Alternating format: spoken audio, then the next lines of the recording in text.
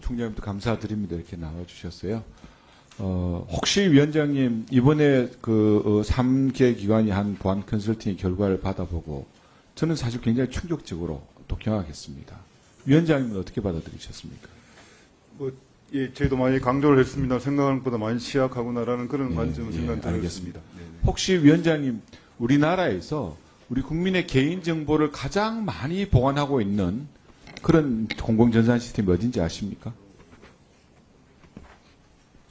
2페이지 띄워주세요. 선관위입니다.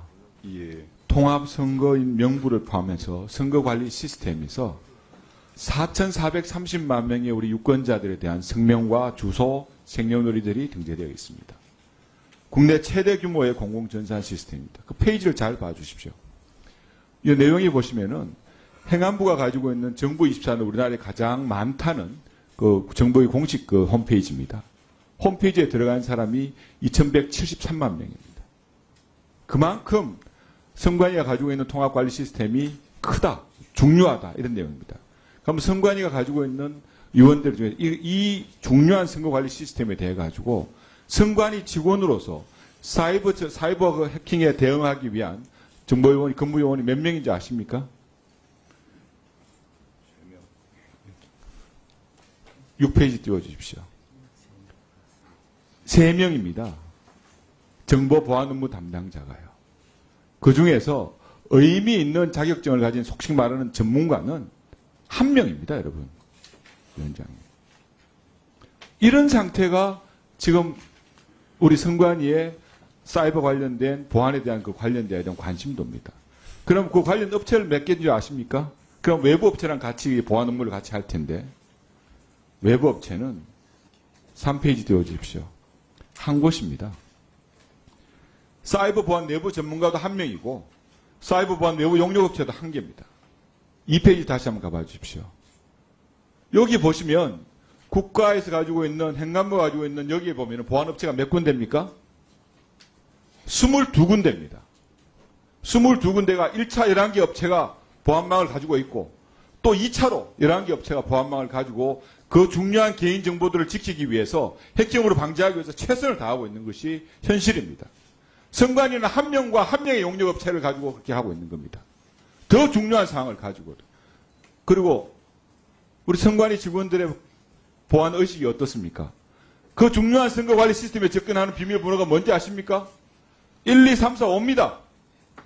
이 문제가 제기되기 전 지난 5월 달까지 선관위 직원들은 업무망에서 쿠팡을 통한 쇼핑도 하고 네이버를 통한 뉴스 검색도 다 했습니다, 여러분. 위원장님, 이런 상태에서 어떻게 이 중요한 해킹으로부터 선거관리 시스템을 지켜낼 수 있겠습니까? 각성하셔야 됩니다. 선관위는 사이버 보안에 관련해서는 사실 통째로 손을 놓고 외부 업체에 맡겨버린 겁니다. 하지 않았어요.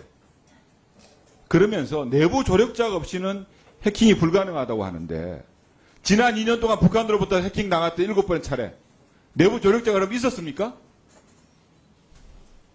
위원장님, 아시지만은 북한의 사이버 해킹 능력은 전 세계 최고 수준이라고 합니다. 정찰총국 하에 해킹 부대가 10,000명이 넘는다고 합니다. 최고 수준의 해커들이 있다고 합니다. 마음만 먹으면 언제든지 마음껏 자기 마당처럼 자기 집처럼 드나들 수 있는 것이 현 상태라는 것을 말씀을 드립니다. 두 번째, 혹시 사전투표 관련해가지고 한 사람의 유권자가 사전투표하기 위해서 몇 가지 기계장치가 필요한지 아십니까, 위원장님? 총장님 아십니까? 일단 투표 몇 개 장소를 가지고 몇 개 그 시스템을 거칩니까? 네. 일단 투표하기 위해서 들어가면 본인 확인기 한 사람의 본인 확인기를 한 사람의 거칩니다. 유권자가 투표를 하기 위해서 필요한 장비가 기계 장비가 5개입니다. 본투표는 몇 군입니까? 본투표는 기계 장비가 없습니다. 네, 그렇습니다. 그러면 여러 가지 전자기계 장비가 많은 사전투표에 해킹 가능성이 더 높다는 것은 그냥 객관적으로 나오는 겁니다. 그런데 사전투표의 여러 가지 취약성을 보완하기 위해서 법에서 많은 규정을 해놨습니다. 뭐냐? 사전투표 관리관이 날인하라고 법에 되어 있습니다. 왜 인쇄 날인하는 겁니까? 사전투표 용지에 바코드를 사용하라고 되어 있는데 왜 QR코드를 사용하시는 겁니까? 정보 많이 담기 위해서 그렇다고요? 아닙니다. 8페이지 한번 띄워봐 주십시오. 여기 보시면 9페이지 한번 띄워보십시오. 9페이지에 보면은 선거구 QR코드에 들어가는 선거구, 선거구명, 청인, 자금다리 다 여기에 넣게 돼 있어요. 그냥 용지에 다 이미 나와 있습니다. 그런데도 이렇게 하고 있는 겁니다. 법대로 바코드 하시고 안 되면 본투표하고 같이 절취선을 만들어서 1년 번호로 하십시오. 다음 넘어가겠습니다. 시간이 안 됐어요. 조금 전에 위원장님께서 개표는 그냥 수개표 같이 이렇게 한다. 이렇게 말씀하셨죠? 공개 수개표 개표라고 하셨습니다. 국민들한테 거짓말하지 마십시오.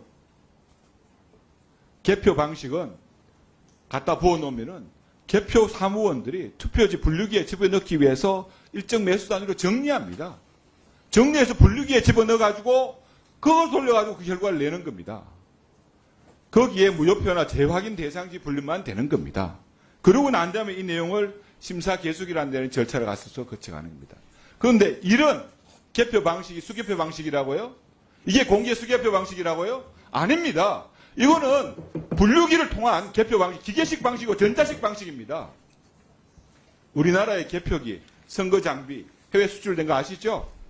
콩고, 이라크, 2020년도에는 카자흐스탄, 해외 나가서 모두 다 그 내용들이 엄청난 혼란을 불러오고 국가적 위기를 불러왔다는 내용도 아마 아실 겁니다. 외부에 새낀 가능성이 없다고요? 노트북에 연결된 간단한 프로그램만 조작하면은 후보자의 표 바꿔치기도 가능하고요. 규칙적인 표 혼입도 가능합니다. 내부 조력자가 없다고요? 그걸 어떻게 믿습니까? 여러분들이 가지고 있는 선거 전문가 한 사람밖에 없어요. 해킹 전문가는. 외부 업체도 한 사람밖에 없습니다. 어떻게 그 사람들한테 모든 신뢰를 다할 수 있습니까? 국민의 소중한 주권을 지키기 위해서 정말 투표의 신뢰성, 선거의 신뢰성을 담보하기 위해서는 이런 절차 모든 전면적으로 이 해커의 여러 가지 취약점에 대해서 보완할 수 있는 작업들을 정말 노력을 해서 해주셔야 됩니다. 위원장님 여기에 답변 좀 해주시죠. 아니 근데 아까도 제가 말씀을 드렸는데 위원님 여러분들 위원 여러분들 질의와 답변 시간이 7분입니다. 질의로 7분 해버리고 답변하려면 9분씩 합니까? 예? 했잖아요 아까 했잖아요. 아까 했어요. 아까 했다고. 근데 또 그렇게 하시니까 이렇게 하시면 안 되고 앞으로는 질의 답변을 7분을 꼭 지켜주십시오. 그리고 위원장님 답변해 주세요. 네네. 그렇게 짤막하게 해 주십시오. 예. 거의 뭐 사무처 소관인 것 같은데. 예, 하여튼 아이, 사무총장 소관이 안 돼요. 그리고 이제 보안 컨설팅 관련해서 위원님께서 지적하신 그런 부분들에 대해서 저희들 다시 한번 철저하게 꼼꼼하게 그 지적하시는 그런 부분들에 대해서 더 하여튼 그 기술적으로 또 시간적으로 모든 방법으로 가능한 부분을 동원해서 그런 부분들에 대해서 조금이라도 의혹이 없을 수 있도록 최선을 다해서 그렇게 한번 우리 사무처에도 지시도 하고 저희들 위원회에서도 당연히 관심을 많이 갖고 있으면서 지켜보겠습니다.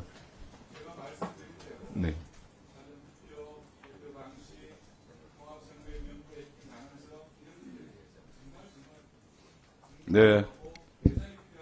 네. 네. 네. 알겠습니다. 이따가 네. 그 사무총장한테 다시 한번 또 여쭤보시고요. 이따 시간도 있으니까. 다음은 존경하는